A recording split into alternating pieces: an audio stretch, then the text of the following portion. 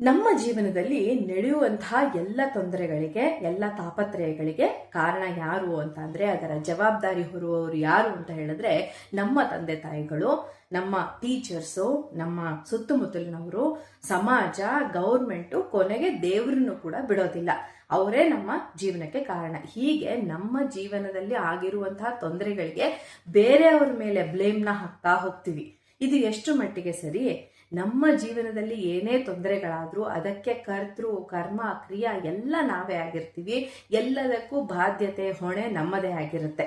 ಹಾಗಿದ್ದ ಪಕ್ಷದಲ್ಲಿ ಬೇರೆಯವ್ರಿಗೆ ಈ ಬ್ಲೇಮ್ಗಳನ್ನು ತಗೊಳ್ಳೋವಂಥದ್ದು ಏನಿರುತ್ತೆ? ಸೊ ಇದು ಖಂಡಿತ ತಪ್ಪಾಗುತ್ತೆ ಅಲ್ವಾ?